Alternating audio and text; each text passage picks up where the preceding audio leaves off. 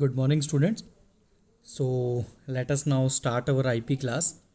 So, till now, we have gone through many different things related to computers. Those were all basic terminologies which we included in all our chapters that we have covered till now.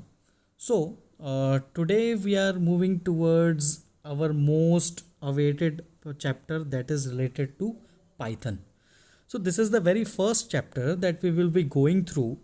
In this chapter, we will come to know about what Python programming is and what are all advantages and disadvantages and what are the different things that make Python a very important language will be covered. So, this is actually chapter 3 which they are writing over here because they have combined two of the chapters that we have studied into different chapters. They have combined those chapters and made that chapter a chapter number 2. So this is making a count of chapter number 3. All right, getting started with Python. So let us first see the outline, means what all things will be studied by us in this particular chapter. So basically the first most thing will be the introduction about Python because it's completely new for you. You don't know anything what Python is.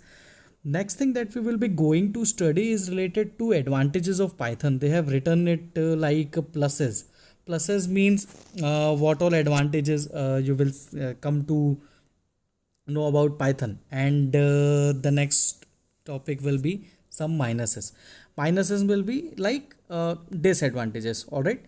Next thing will be working in Python, how things work in this particular programming language, because it's a kind of language in which there will be various things using which a program gets created. So what all those things are, those we will be looking in this chapter.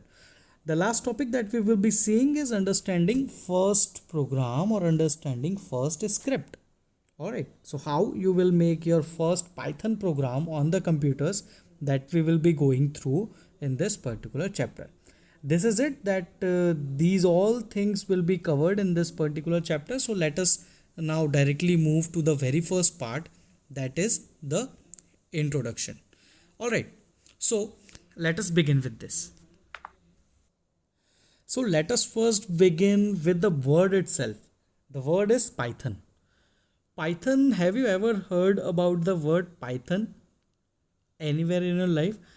जहाँ भी आप लोगों ने सुना होगा Python word, तो आप लोगों के मन में एक ऐसी इमेज आएगी कि एक रेप्टाइल है, एक स्नेक काइंड ऑफ एक रेप्टाइल है जो कि जंगल्स और जू में होता है ना. बट फ्रॉम नाउ वो जो इमेज है, जो पाइथन की आपके मन में इमेज है, now it's time to change that image completely and remember a new Python in our life. All right, so this is a Python.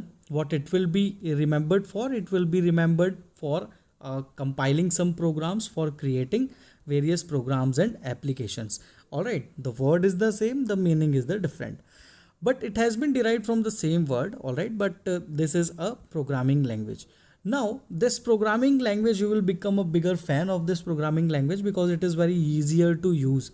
It's not that difficult like other programming languages that come under the same category of high level programming languages.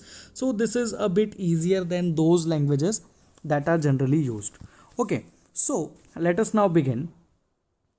Python, who developed it? This is the first thing. So Python was developed by Guido van Rossum in February 1991. The first most thing that we came to know is it is a programming language that was created by Guido van Rossum in February 1991. Now, for the development of this language, it was influenced from some two programming languages like BASIC and ABC. All right, ABC language was basically what? It was a programming language that was created in the replacement of BASIC. So the first language is ABC language, we can say, because not BASIC, because BASIC was already replaced by ABC. So BASIC will be the first most language, and the second language is Modula 3. These are the two programming languages from which this particular Python programming language is influenced. All right, so let us move forward. Now Python is what? It is an easy to learn yet powerful object oriented programming language. Easy to learn, you will get this thing most of the time during this learning process of Python, because easy to learn, they are mentioning because it's actually easy to learn this programming language. To understand how to do programming in this particular language is very easy. So you won't be finding many difficulties, but the only thing is concentration. You have to concentrate on the various things that we are learning in this chapter. If so, then you won't find anything difficult to understand about Python. All right, it is a very high level programming language, yet as powerful as many other languages like C, C++, Java. It is very high programming language. Okay, it's high level programming language, but the major advantage is it is yet as powerful as C, C++, Java. ये है high level programming language, easy to learn भी है, पर उतनी powerful भी है जितनी सी, C plus plus, जावा होती हैं. Alright, so in this chapter we shall introduce you to playful world of Piquant Python. यहाँ पे देखो इन्होंने एक वर्ड ऐसे ही लिखा हुआ है, Piquant. Piquant means very pleasantly stimulating, कोई ऐसी फ्रेगनेंस जो बहुत स्टिमुलेट कर जाए, हिट कर जाए, बहुत अच्छी लग जाए.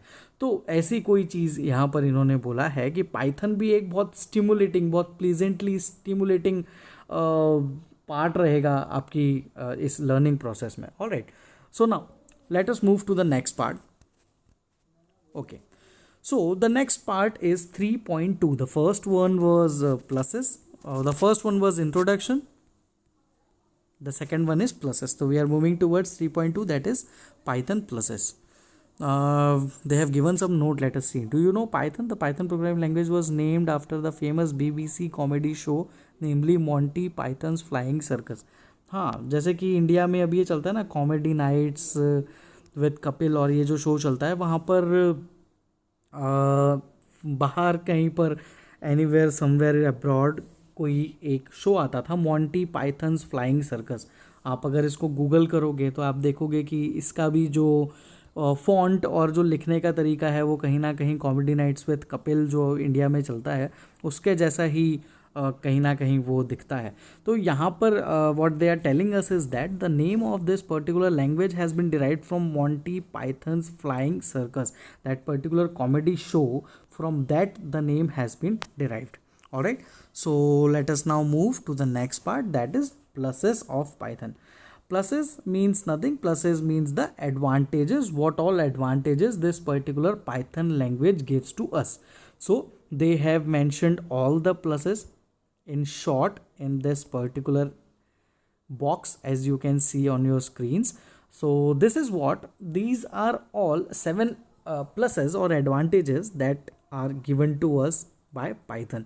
The first one is it is easy to use object oriented programming language. The second part is it's expressive language.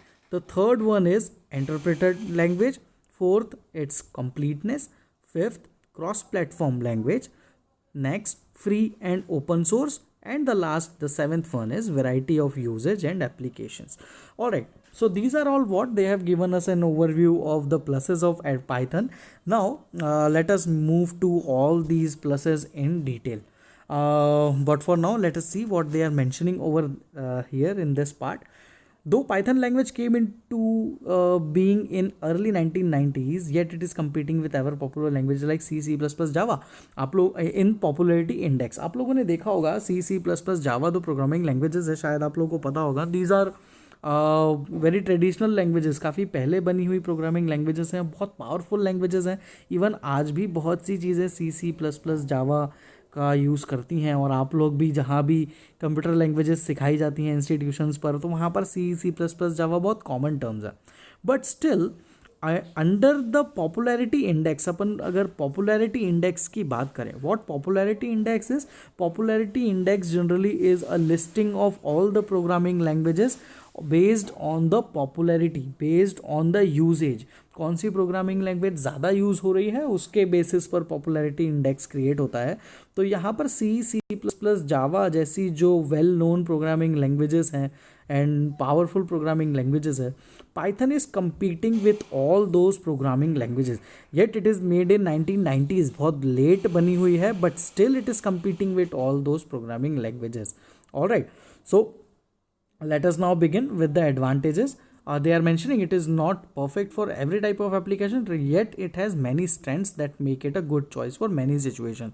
हो सकता है there are many situations where Python will not work or Python will not help you, but it's still a very powerful programming language. It has many strengths, means where it will be used with its full efficiency and full power, means you can use each and everything of Python in that.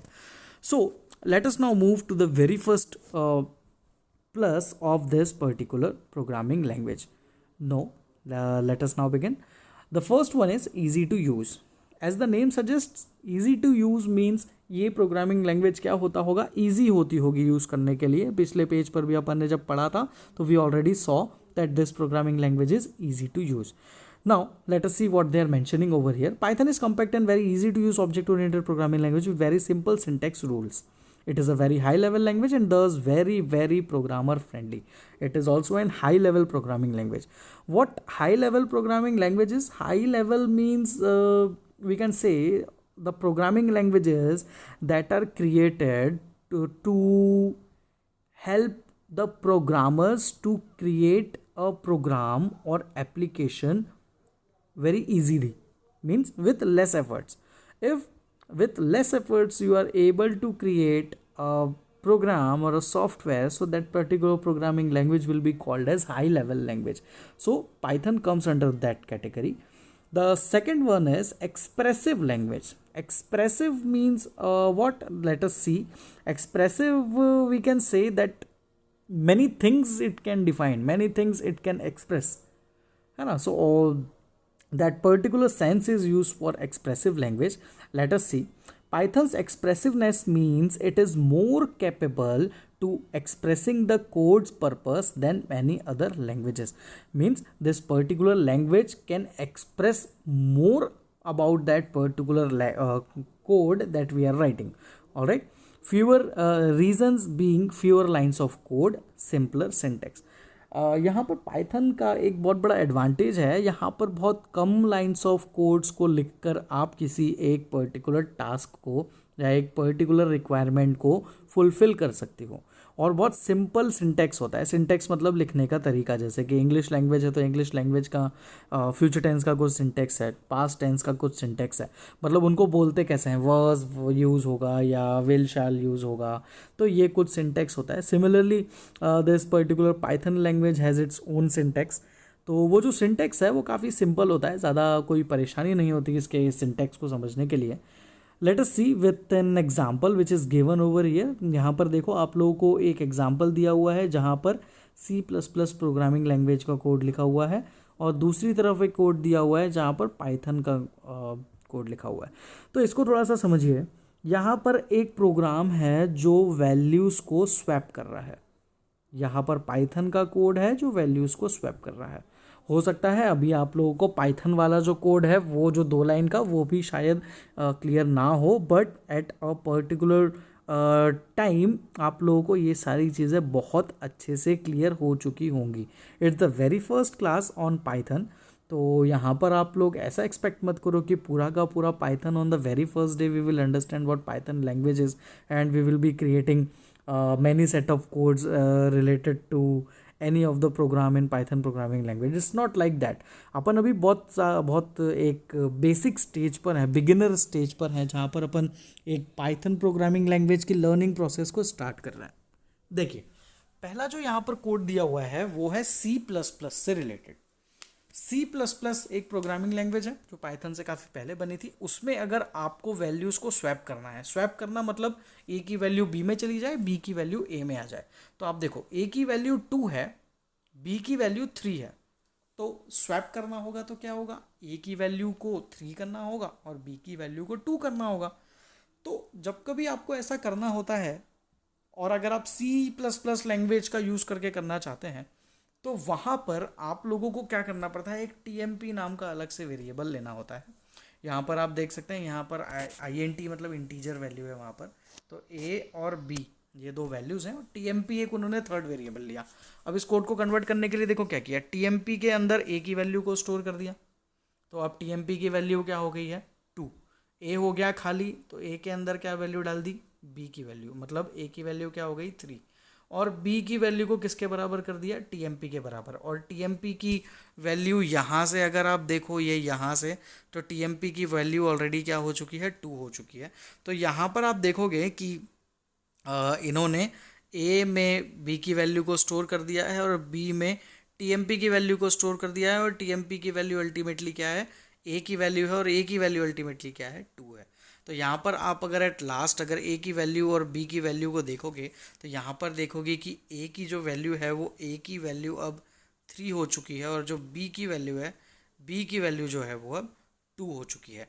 तो ये जो एक short programme है swapping का, तो ये swap करने के लिए इनको इतनी लाइंस ऑफ कोड लिखनी पड़ती हैं सी प्लस प्लस के अंदर।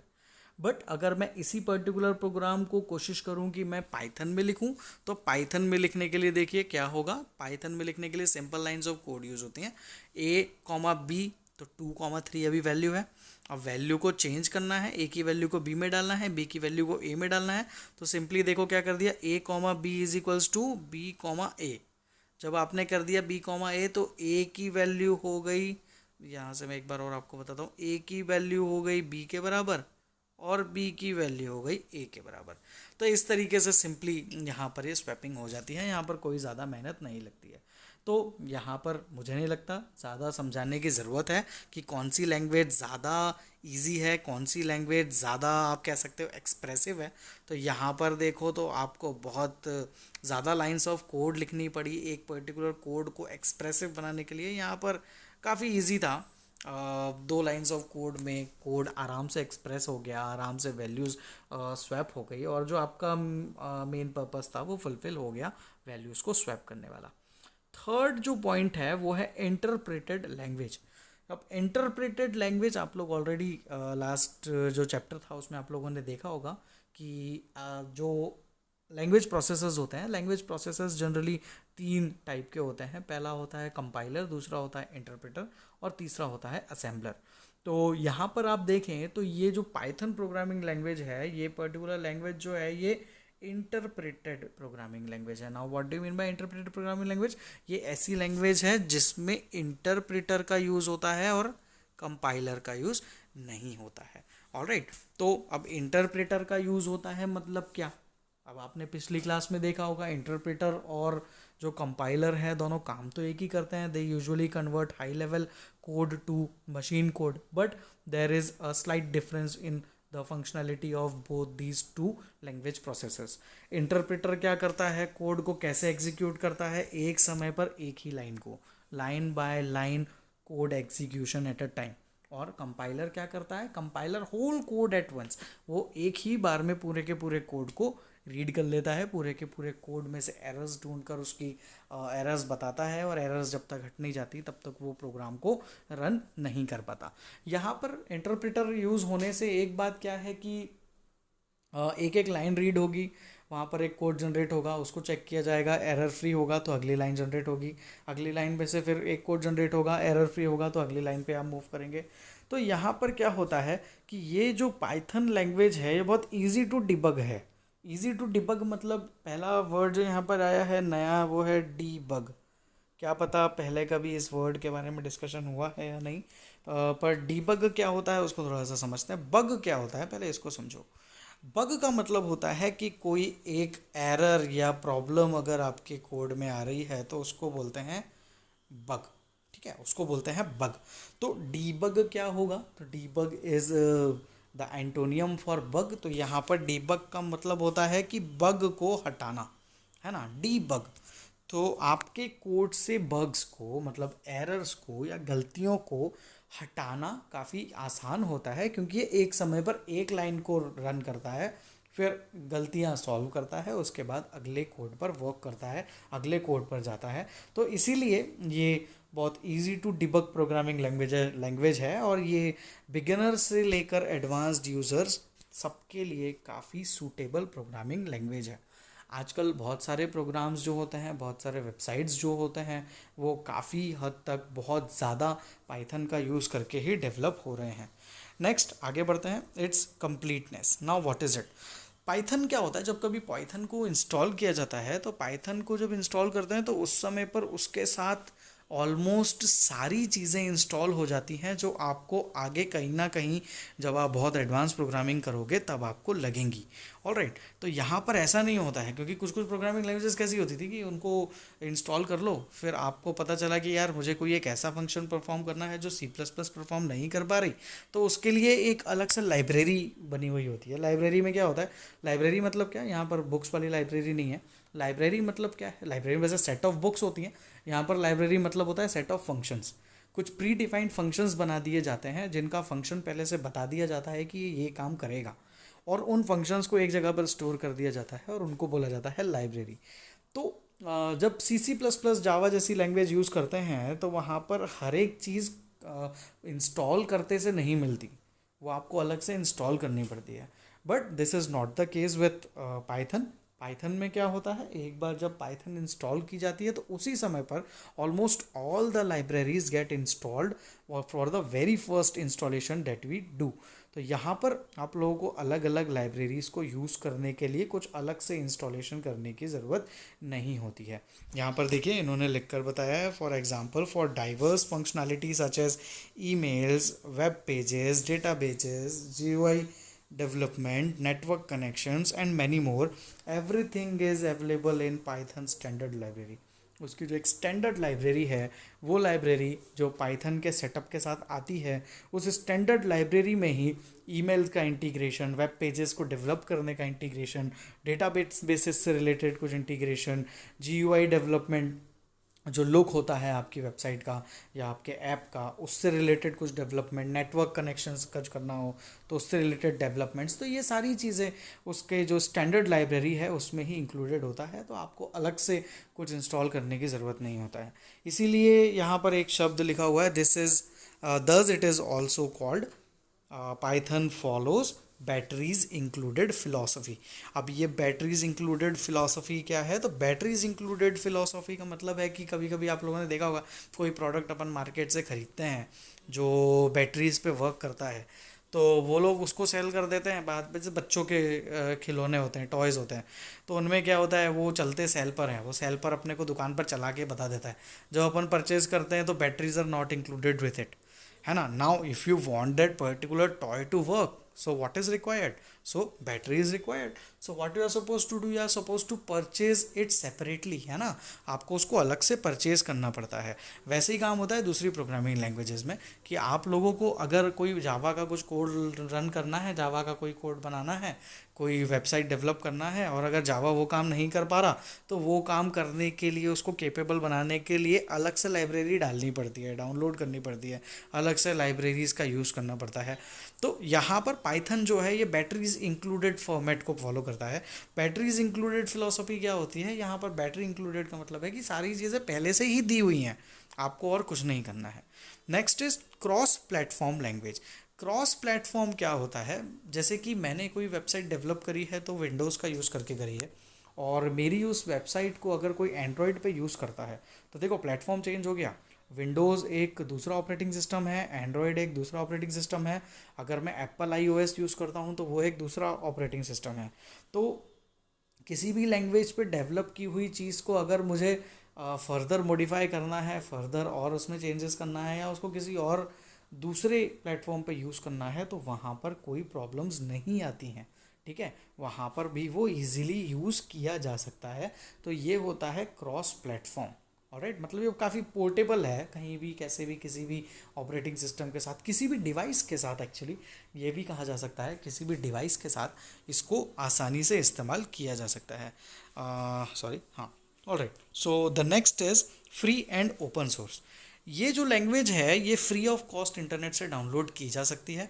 ओपन सोर्स भी एक कैटेगरी होती है सॉफ्टवेयर्स की। ओपन सोर्स सॉफ्टवेयर्स ऑनलाइन, मतलब उन सॉफ्टवेयर्स की बात की जाती है जो कि फ्री में इंटरनेट पर अवेलेबल है डाउनलोड के लिए, और आपको ऐसा नहीं होता कि 30 दिन यूज़ कर लो उसके बाद आपको कुछ अमाउंट पे करना पड़ेगा, नहीं। Open source softwares means they are completely free to download. आप कभी भी जब चाहें तब उसको डाउनलोड कर सकते हैं, आपसे लाइफ टाइम में कभी भी उस चीज़ का पैसा नहीं मांगा जाएगा। ठीक है, तो ऐसे जो सॉफ्टवेयर्स होते हैं उनको ओपन सोर्स सॉफ्टवेयर्स कहा जाता है। तो ये एक फ्री और ओपन सोर्स सॉफ्टवेयर है जिसको विदाउट एनी कॉस्ट, विदा कुछ रॉयल्टी पे करे हुए आप लोग ऑनलाइन किसी भी पाइथन वेबसाइट से python.org से डाउनलोड कर सकते हैं, और आपको you are not suppose to pay any amount for using this particular software. Alright, अब क्या होता है, ओपन सोर्स सॉफ्टवेयर का एक और एडवांटेज होता है कि इनका जो सोर्स कोड होता है, मतलब कि ये जो प्रोग्रामिंग लैंग्वेजेस हैं या जो पाइथन है उसके कुछ सोर्स कोड्स कैसे डेवलप हुई है, क्या हुआ है, वो सारे सोर्स कोड्स भी इजीली अवेलेबल हो जाते हैं। तो इससे एक एडवांटेज ये होता है कि we can modify, improve, extend and open source software. मैं इस पर्टिकुलर सॉफ्टवेयर में कुछ चेंजेस करके उसमें मुझे लगता है कि फिर भी कोई फंक्शनैलिटी की कमी रह गई है, तो मैं वो फंक्शनैलिटी उसके अंदर ऐड कर सकता हूँ। ऑलराइट, तो ये होता है फ्री एंड ओपन सोर्स का कंसेप्ट। लास्ट जो यहाँ पर इन्होंने दिया हुआ है वो है variety of usages of this particular application, है ना, variety of usages and variety of applications. इस पर्टिकुलर पाइथन प्रोग्रामिंग लैंग्वेज का यूज़ करके आप क्या कर सकते हो, आप बहुत सारे अलग अलग टाइप्स के सॉफ्टवेयर्स या एप्लीकेशंस क्रिएट कर सकते हो। बहुत सारे अलग अलग यूजेजेस हैं इसके, जैसे कि यहाँ पर इन्होंने कुछ यूजेजेस बताए हुए हैं। पहला बताया हुआ स्क्रिप्टिंग, कोडिंग की जा सकती है। दूसरा वेब एप्लीकेशंस, कुछ इंटरनेट बेस्ड एप्लीकेशंस डेवलप करना है तो वो आप क्रिएट कर सकते हैं। गेम डेवलपमेंट भी किया जा सकता है इसमें। सिस्टम एडमिनिस्ट्रेटर, कुछ एडमिन परमिशंस देनी है, कुछ एडमिन रिलेटेड कुछ यूटिलिटी टूल्स बनाने हैं तो वो भी डेवलप किए जा सकते हैं। रैपिड प्रोटोटाइपिंग की जा सकती है, GUI प्रोग्राम्स क्रिएट किए जा सकते हैं, और डेटाबेस एप्लीकेशंस के लिए भी इन पर्टिकुलर पाइथन प्रोग्रामिंग लैंग्वेज का इस्तेमाल किया जा सकता है। Alright, so the next topic will be Python's some minuses, that is the disadvantages. So we will be going through it in the next class. I think this class is sufficient. आज के लिए इतना काफ़ी है। आप लोग एक काम करना, जितना आज पढ़ा है इतना पूरा का पूरा कंटेंट आपको एक बार खुद से पढ़ना है, और अगर आप लोगों को कुछ डाउट आता है तो आप लोग मुझसे पूछ सकते हैं। Alright, you can find the PDF of this particular chapter in the description which is given below of this YouTube video. तो आप लोग वहाँ पे डिस्क्रिप्शन में इस पर्टिकुलर चैप्टर की पूरी PDF को डाउनलोड कर सकते हैं, और जो जो पार्ट मैं उसमें पढ़ाते जाऊँ आप उस पर्टिकुलर पार्ट को गो थ्रू करते जाएं, और कुछ डाउट हो तो आप लोग मुझसे पूछते जाएं। ऑलराइट, ये बेसिक ख़त्म हो गया है, पूरा पाइथन बेस्ड टॉपिक्स चालू हो गए हैं, तो थोड़ा आपको कंसंट्रेशन दिखाना पड़ेगा। You have to be alert for this. Read करें, डाउट हो तो आप फिर मुझसे पूछें। Alright, so see you in the next class. Thank you, students.